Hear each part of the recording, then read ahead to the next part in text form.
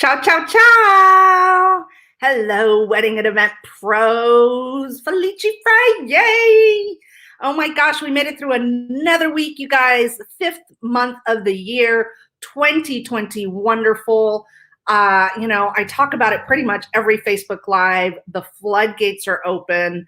People are so ready to celebrate.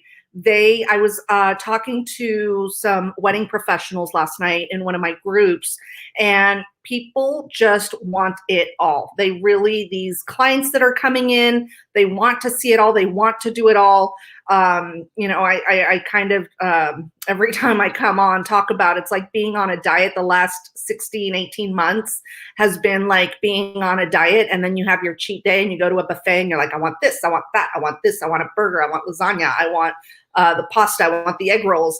And that's what's happening in the event world. So it's really so important right now to be ahead of the curveball, be ahead of the game. And also, I think a very important thing is to do things differently, because if anything, the last 16 months, 18 months, COVID, what it taught us, hopefully, for the people that are winning, the people that are really reaping the rewards of having been through the shutdown, having had to pivot and reposition and, maneuver through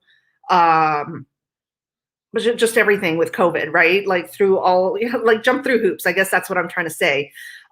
They've been able to jump through the hoops, but most importantly, and this is why I call it the wedding and event renaissance of 2020 wonderful, is because we have got to do things differently. The people that have changed the way they do things, and I'm not saying that you have to be completely different than how you were operating before COVID, and this goes personally as well as business wise. It's just some shifts, right? Some simple shifts. I was talking to a fellow wedding planner yesterday, friend of mine, and what's interesting is she's like, I don't know that I changed so much.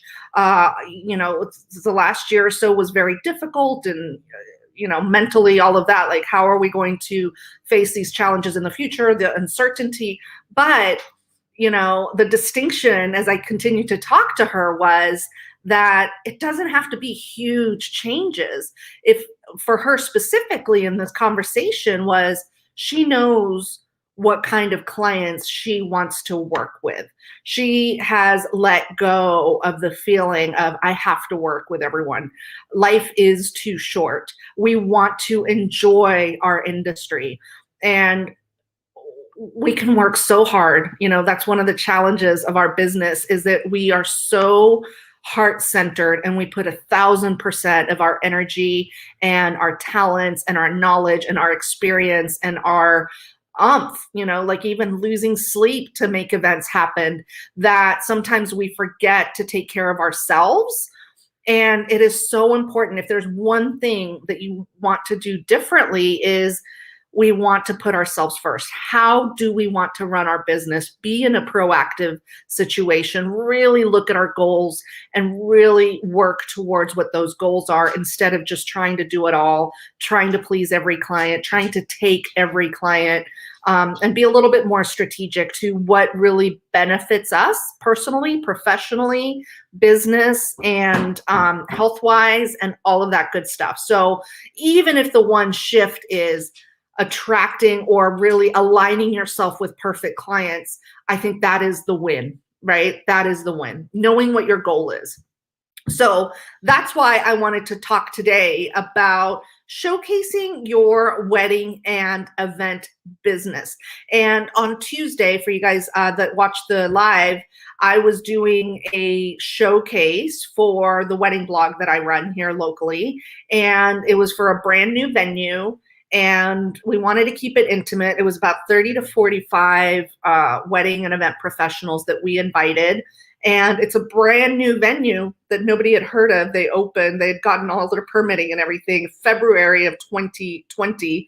So obviously with COVID shutdown, it ate into what they thought their projected revenue was going to be. They were still able to do some elopements and things like that. But what a perfect opportunity to really open themselves up now and showcase what they have to offer. So let's talk about showcasing your wedding or event business. So what I'm talking about here is whether you showcase, like you pay for a bridal fair. So if you're an event planner, a floral designer, a photographer, a DJ, and you go to bridal fairs, that's a showcase and you pay for those.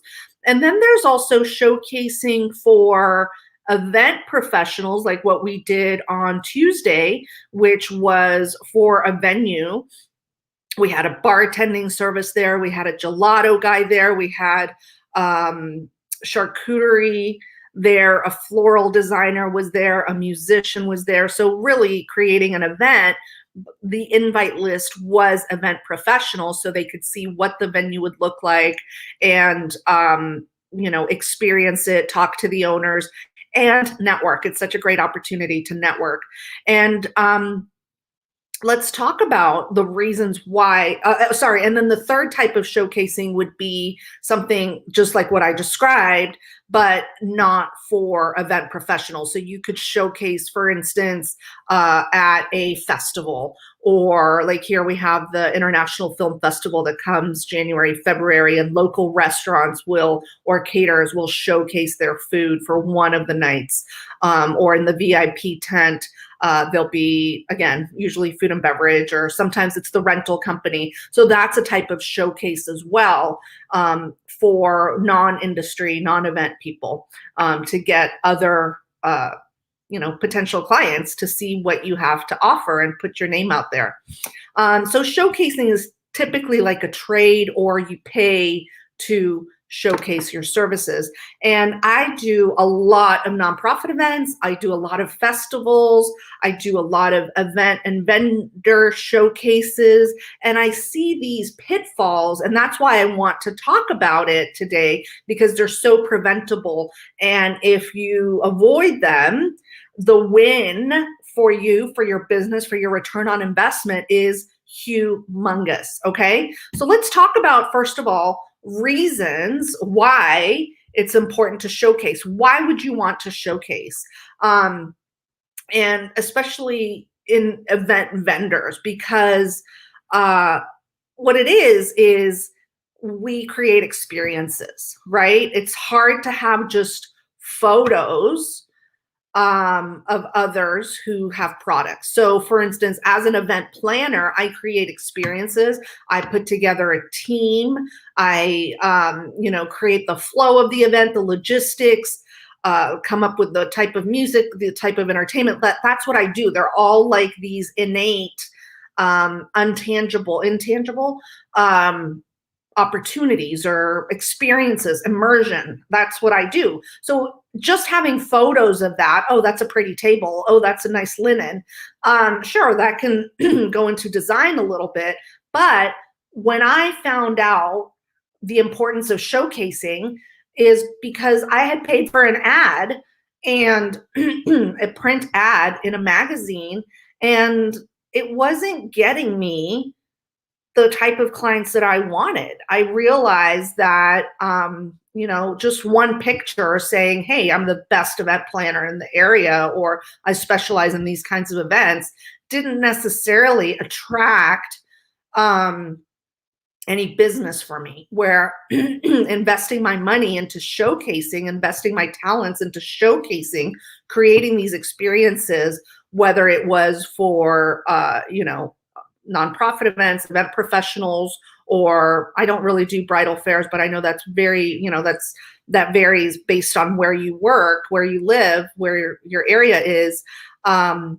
Those can reap a lot more reward. So why would you want to showcase is, number one, you create experiences, and you can have some of those products, whether it's rental, linen, floral, you can collaborate. And then also, why showcase? Because you want to increase your circle of influence. You want to increase your visibility, and you want to increase your bottom line, right? So it could be that you showcase because you want to introduce a new product or a new service to your customers. So for instance, a rental company would want to showcase because they have a new line of furnishings, right? A new line of linens. They're launching something. or relaunching an existing product or an existing service, especially now when we're opening up again. It is so important to really be visible, get in front of potential clients. So those could be actual clients, those could be other vendors, which oftentimes are our repeat clients. So even just relaunching, reminding people, hey, I'm here, because, I was actually on a Facebook thread the other day about this staffing company, and everyone thought that they had shut down during COVID and weren't doing anything anymore. Lo and behold, that wasn't the case. Someone piped up on this thread and said, no, they're still go talk to him now because he's booking up. So sometimes you get forgotten. You really have to stay current and want to stay in front of the client. And then also it creates a community. That's why you would want to showcase your business, because oftentimes it's other wedding professionals that are also, or event professionals that are also showcasing. So creating, just like when you work with a team for an event, it's the same principle when working for a showcase, right? There's other vendors there. You're creating a community, and you're creating a potential clientele list for showcasing, right? And last but not least is because you want to market or get promotion out of it. Always, there should be a professional photographer, and you should be getting those pictures from your showcase. That's the whole point of it, so that you can use it for marketing promotion. So I want to talk real quick. So those are the reasons why it's important to showcase, because really it is like the biggest bang for your buck of marketing and promoting your services or your product. Biggest bang for your buck, guaranteed. More so than an ad, more so than a listing somewhere. If you do it right, because oftentimes I've found that I'm going to talk about 3 pitfalls that I've seen, 3 things that you should avoid when you showcase your business, because this is what doesn't make it worth your while. This is what can actually cost you money, cost you your reputation, just cost, right? And the first pitfall is goals, or really not having any goals. So when I ask vendors to showcase, I know what the goal is for that either particular venue, that particular vendor, or, what is the purpose of it? Just like in our business, just like in, I talk about all the time, we need to have a goal. If you don't have a goal, you're never going to reach it, and you're just going to be spinning your wheels and doing the work, but not reaping the rewards. So that also happens when you showcase. What is the goal for your business? Are you trying to showcase a new product? Are you trying to get free tickets to the event because it's all event professionals and you can network and build your network? Are you trying to build your portfolio? It could be any and all of those. Are you trying to get more people on your email list? What is the goal? What is the end in mind? Because just being a bartending service and promoting that you can do signature cocktails, great.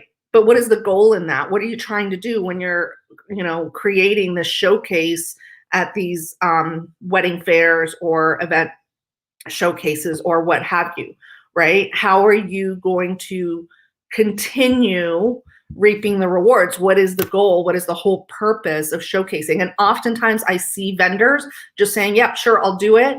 But there's no there's no reward. There's no goal for them on what they're going to receive for showcasing. So that is pitfall number 1, or, way to reduce that pitfall is have the goal, have a crystal clear reason for why you're doing that. The second thing is, this is the biggest one, you guys, is reactive. And, one thing that I really coach, what my coaching program is all about is being proactive versus reactive. We're in a very reactive business. We're constantly taking care of clients. We're taking care of what their needs are. They might be thinking one thing and you think you're on track with them, and then all of a sudden they're thinking about something else. You're not understanding their vision. They think that da-da-da-da. Or, we're trying to catch things before they happen. We look 3 days ahead, 4 days ahead at weather plans to make sure that everything is good. We're in this proactive type of business when it's showtime, when it's event time. But in our business, sometimes that causes us to be reactive, right? Different goals, different things come up for our day. We thought our day was going to be a certain way, and instead we have to do other things because priorities come up. So being reactive in showcasing is really one of the biggest pitfalls. And being proactive, what I mean by that is to be proactive. So for instance, letting people know, hey, I'm showcasing at this event. Letting whoever you partner with, asking them, okay, how many tickets do I get?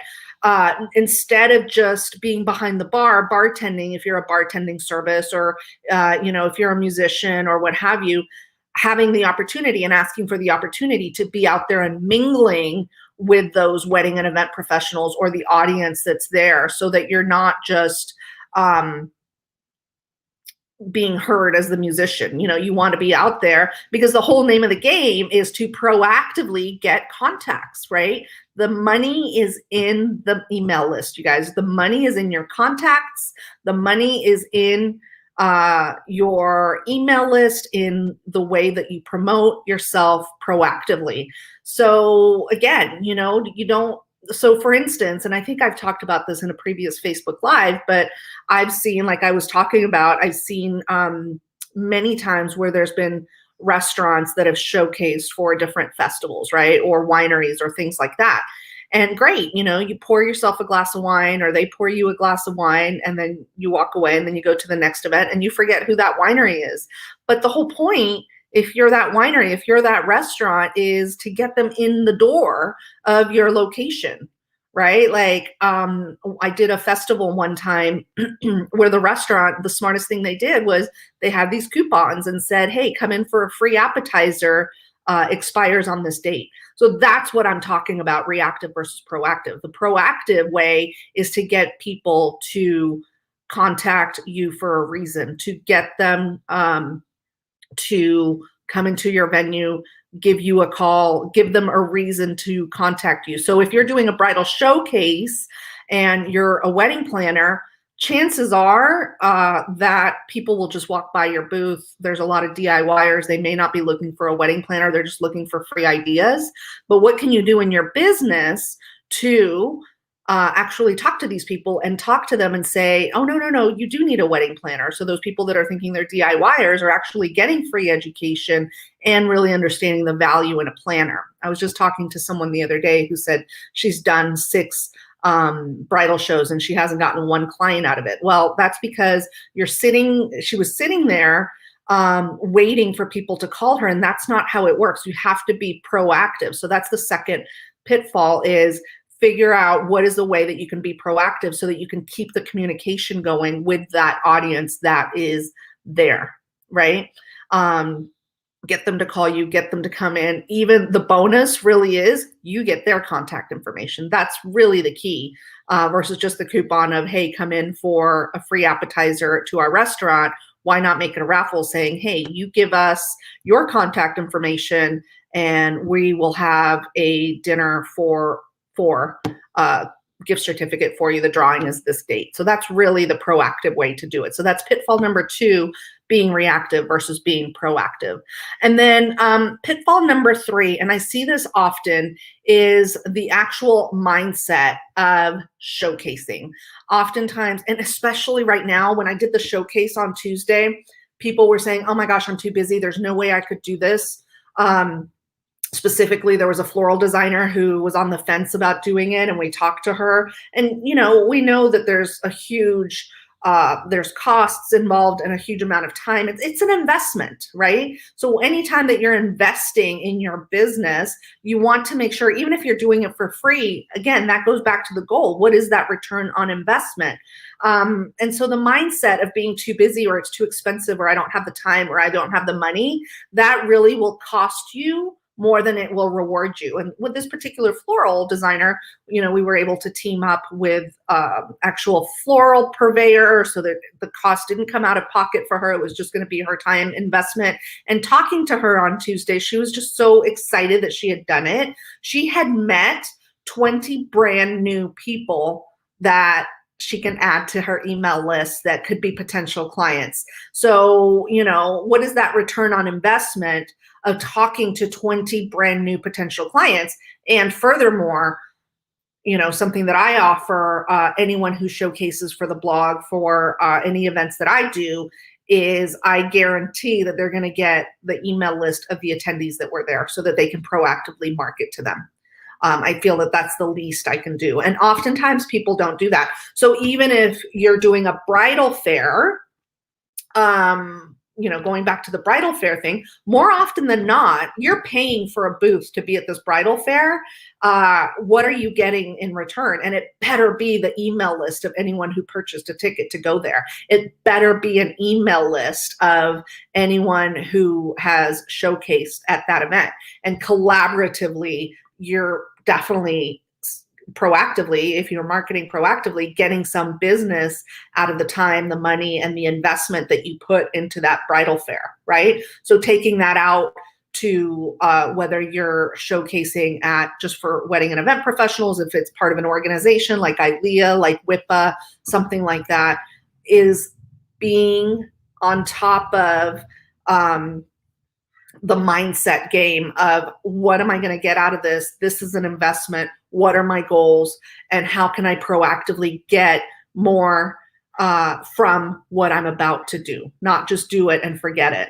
That's that 80-20 rule. 80% is doing the actual showcase. That 20%, which is really what makes a difference and will bring you a return on investment, is having your goal, having a proactive method of getting in touch with people and getting people's contact information and making sure it's published and making sure that you're marketing yourself with it proactively, that you're letting everyone know you're doing this thing, and proactively following up after the event. And then the third thing is having the mindset, right? And understanding that showcasing shouldn't be just an expense. It really is a way for you to market your business to the right people and getting business out of it instead of thinking, oh my gosh, it's just too expensive, or I don't have the money, or I don't have the time.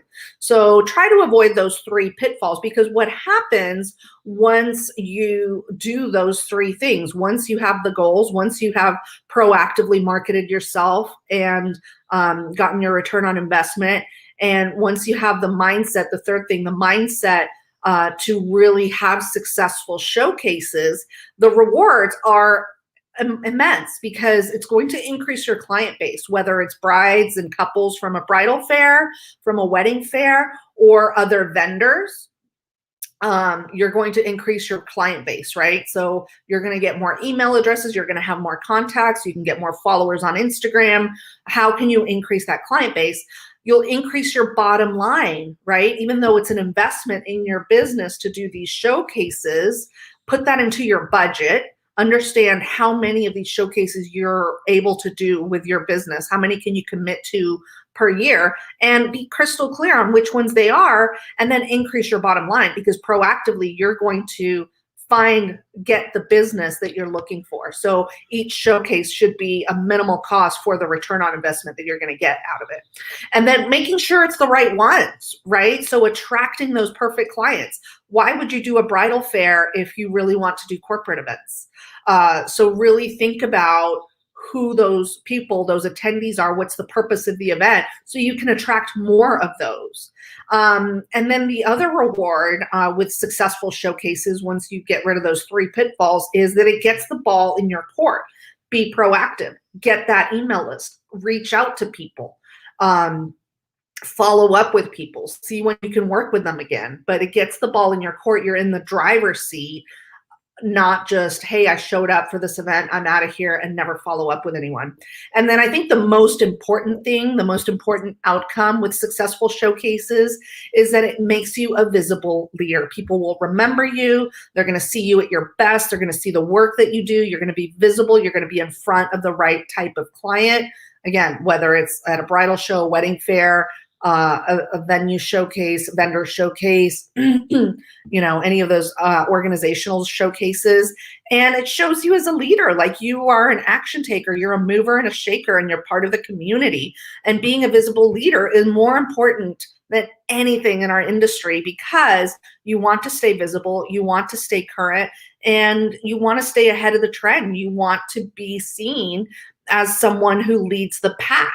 And that all comes with being proactive in your business, being proactive in marketing it, and constantly re-engaging, following up, being visible, right? Not getting forgotten. So if you're having a hard time marketing your business, if you think that really your best return on investment is on money spent on ads, or if you've been doing bridal fairs that just really haven't gotten you any business, or you've spent money on print ads or things like that, and you're not being you haven't been seen, you're not getting the return on investment, let's take a look at your business.